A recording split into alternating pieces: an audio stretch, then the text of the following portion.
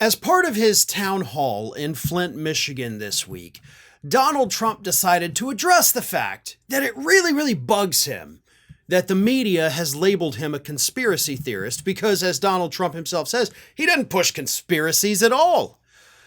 The only problem is that while complaining about being called a conspiracy theorist, Donald Trump then engaged in a conspiracy. Like, he literally pushed a conspiracy while denying that he was a conspiracy theorist. Here is what he said. See if you can follow along. We ran in 2016 and it was amazing. It was amazing and we won. We then ran in 2020 and we did much better than 2016. People don't like to hear it. Oh, he's such a conspiracy theorist. We got millions and millions more votes. We did much better. Wasn't even a contest, he says. Now, you did get millions more votes than you got in 2016. I'll give you that. But that's not what you're talking about. You're talking about the fact that you actually won the 2020 election, which of course is not a fact. It is in fact a conspiracy theory. So while whining that the media is, oh, he's a conspiracy theorist, you're like, I'm not a conspiracy theorist. The election was stolen from me. Yep, that's a conspiracy. Like, you literally proved the media's point while attacking the media for making the point that you are now proving. For the record, President Biden beat you in 2020 by nearly 7 million votes. It was actually 6,900,000 plus. That is how many votes you lost by.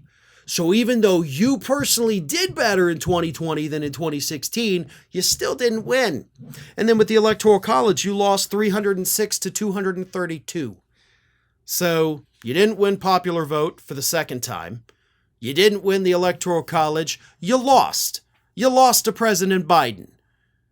That's why he's President Biden and you're now former President, convicted felon, Donald Trump. But that's not the only ridiculous thing he said, because he attacked the media for calling him a conspiracy theorist while he's pushing conspiracies. And then he went rambling about the media attacking him for rambling. Here's what he said there. I give these long, sometimes very complex sentences and paragraphs, but they all come together. I do it a lot. I do it with General Raisin Kane, that story. I do it with the story on the catapults on the aircraft carriers. I do it with a lot of different stories. When I mention Dr. Hannibal Lecter, I'm using that as an example of the people that are coming in from Silence of the Lambs. I use it. They say it's terrible. So they say, so I'll give these long, complex area, for instance, that I talked about a lot of different territory. The bottom line is, I said the most important thing, we're going to bring more plants into your state in this country to make automobiles, and we're going to be bigger than before. The fake news likes to say, oh, he was rambling. No, that's not rambling. That's genius. We can connect the dots. Now, Sarah, if you couldn't connect the dots, you got a problem. But every dot was connected and many stories were told in that little paragraph.